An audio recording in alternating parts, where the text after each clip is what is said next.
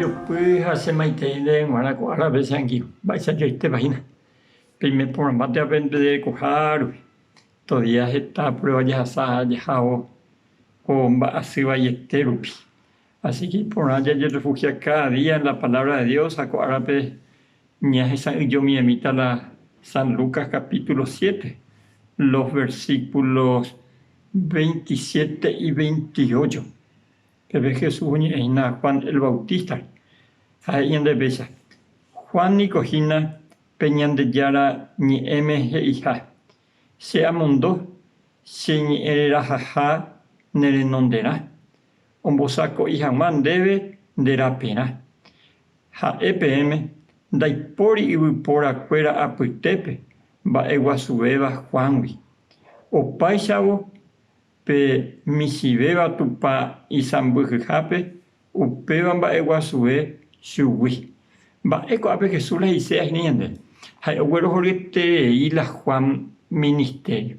Jaja y dai pori pe ahí tu isabe asui. Por Juan Bautista pues cuje y acue sengo y poama ni momisi jaja eto kakwa. Jaja eko y cui sengo na ni sentido ni a llorado la y sandalia cordón y oingo. Entonces es una humilla.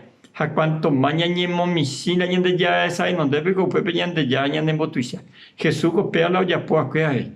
Jaupear es y de San Pablo en nuestra parte. Todo y que no aprende a puto, me aprende corazón, me el mismo sentido de Cristo Jesús. Va a decir no ve. Ja ego igual a Dios al Padre.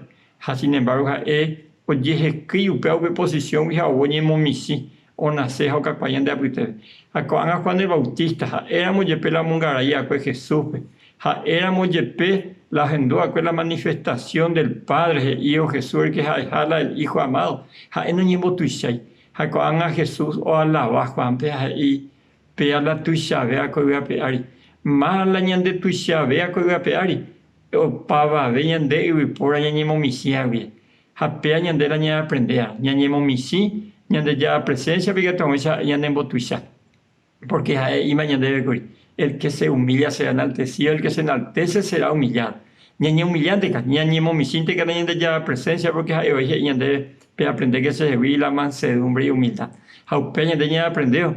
Ya guatañe pero imagina la tape por año te sangir. Ya guata que no vea petape jeco ara. Ñande ya tandero asaja te deja por ahí. Comarandukova, onguajende de Radio Nuevo Tiempo Rupi.